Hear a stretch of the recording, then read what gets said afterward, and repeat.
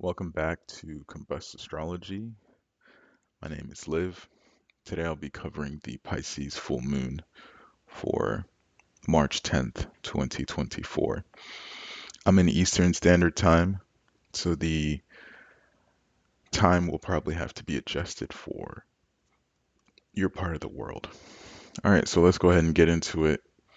Let's talk about what this full moon represents. Let's just say that obviously it's for me it's like a flush. It's a new start and it's a new perspective on things, to treat things. Feels like you're almost coming out of um, a place of immediate action, a place of outlooks in regards to things that you thought were that no longer were. And you're given this little grace of a period before we truly enter into the chaos of Aries season. And that would be something to consider. So, first and foremost, Pluto and what it's touching.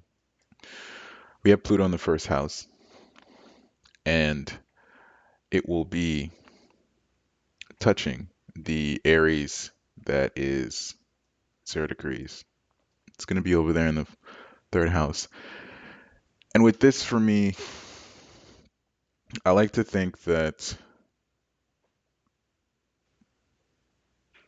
you have to pretty much change the way that you have been looking at what you want for your future.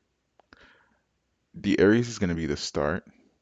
We already know what Pluto has been doing in terms of energy and power in people's charts. But this is where the full moon comes in itself. I really feel that this is a reset. It's a great way for you to bring your biggest desires and dreams and take those dreams and desires, because each and every one of these signs is all going to pass onto the Pisces. And this degree of Pisces is going to take you, it's going to take how you feel, and then it's going to take the lessons you've learned. Um, Saturn being a little bit slower, obviously. You're going to take all of these things with you into this new quote unquote age, right? Which would be Aries season, where the true you and the things that you've hopefully allowed yourself to be, North Node and Chiron, is the future of what you could possess. Another thing in this chart to consider here is Venus and Mars, both being in Aquarius. Uh, the Mars in Aquarius, as we've experienced in the past, was when that conjuncted uh, Pluto. That was one hell of a time. A lot of things happened when Venus and Mars conjuncted. Cell phone services and stuff like that were down. There was a lot of things that were enacted during that day with that energy. And with Venus moving forward first, moving into Pisces itself, I would really take the time because of the fact that, Venus is about to be out of this orb if you use like 6 to 8 degrees. Same thing with the Saturn. It's by itself, you know, it's it's got no aspects. It's alone in a sense. And you could really use this as a way of looking at yourself. And you can take this and maybe allow yourself to be isolated, right? Because of the way that you feel, who am I in regards to what is around me? Could be a really good way of looking at it with this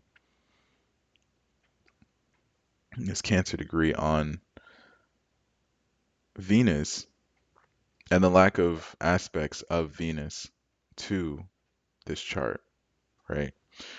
So with the other points in this chart, you could look at this as yourself. And then for me, another thing that I really enjoy in here that I think should be considered as well is where Jupiter, the IC and Uranus are, right? They're going to be conjuncting in the future here. That in itself, I'll try to cover that in the video, will be some amazing topics of new novelty, um, creativity, things that never thought could be, and also long-term changes with that. When you look at the two of them, especially with this chart, the biggest thing is Pisces and Uranus here sextiling the moon, right? I would take this as a need to reset emotionally in nature, right? A need to reset emotionally by taking care of yourself. And this would further conclude with the idea that maybe you should isolate for your well-being. When you're coming into the actions that you might take, consider just being alone. Tree hugging would be a very comical way of looking at it, but really just taking that time to yourself and saying, okay, I'll decide to just be on my laurels. Having another aspect, which would be the Aquarius Mars and that south node that we have going on here, ninth and first, it would be like resetting that balance of being by yourself. And I look at this and I think to myself, well, these aspects over here together, although different modalities, this is a really nice way of telling you to go venture off, so you can dreamscape by yourself. And the fundamentals of this chart come down to, the new moon, of course, but that second house in itself, just being Taurus.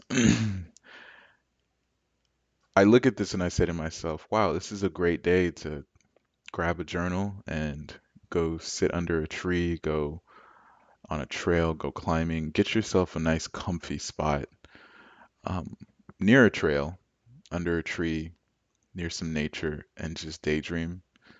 Uh, Consider that this is a nice way to flush and reset and look forward to a new change, which would be during the March, the eclipse that's going to start. Sorry, not the eclipse. During March, we have events that would start the shadow period for Mercury in its retrograde. Then we would have the retrograde. And March and April, the later half of March and April, is going to be that new test of self, regardless of wherever you have it in your chart. So this new moon isn't too scary. It's a good grounding force and, a good way to say, hey, there's change on the horizon. Let me sit back and kind of envision what that change could be for me.